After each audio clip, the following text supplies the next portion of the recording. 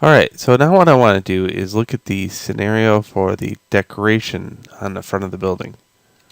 Okay, so that is located in the assets folder or online.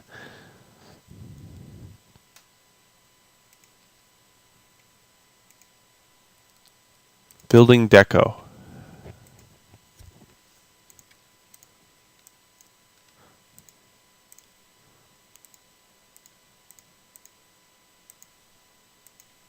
Alright, now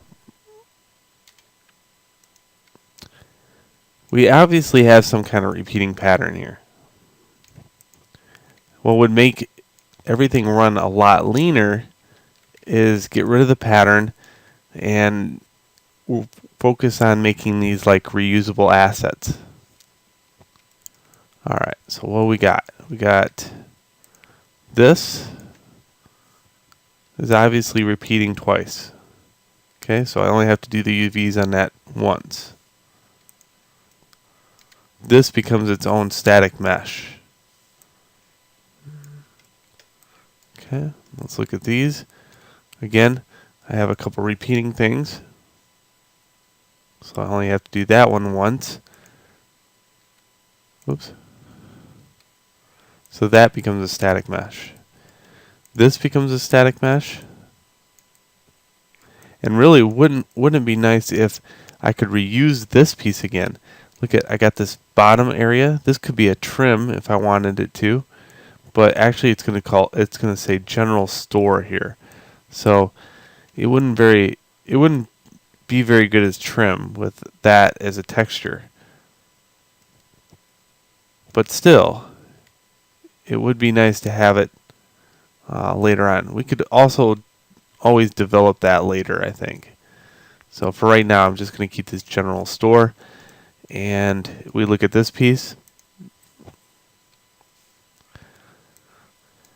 Later on, I could develop a building just with this or with this added on to it. So we have a few things that we could use over and over in other areas if we ever made other buildings. And that's kind of what I'm looking at.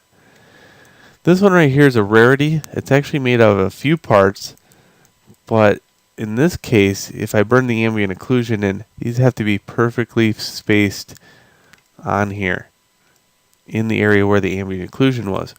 So I'm going to keep those as a whole part.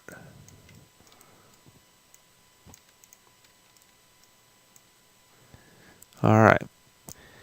Now, we've been doing this. This is nothing new. This is like one of those things that you keep doing over and over and over again.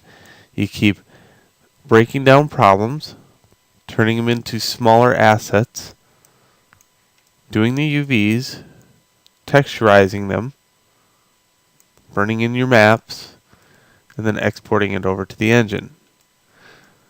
So this video is just majorly in place so I could show you what parts need to be done. It's going to be up to you to actually put the texture on now. This is getting into lesson like 10, where you should have some very good background as far as that's concerned. So this video is just to break down problems. I'm going to save this as, in my work in progress, we'll call this building deco.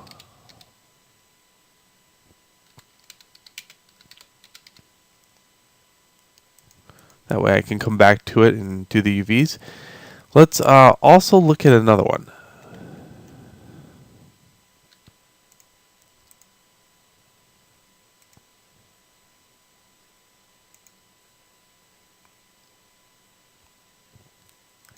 Fire escape.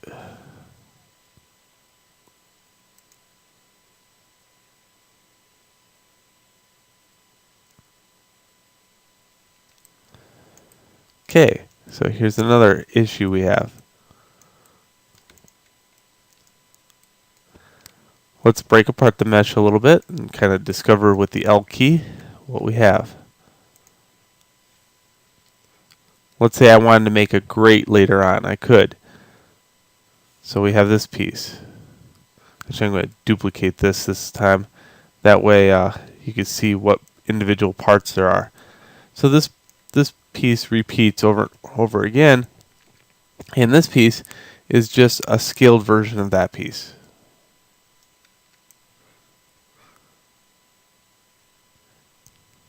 Then we have this rail. Okay, this rail, this rail, this rail, they're all the same rail. Now, wouldn't it be better just to have one rail and make it really high res? That way it could support being stretched. So how do you make it high res? You make the UVs very big. Okay. And lastly, I have this piece.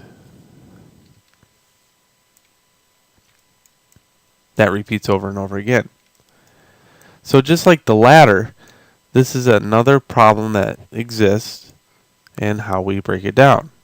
We break it down to its core elements, which are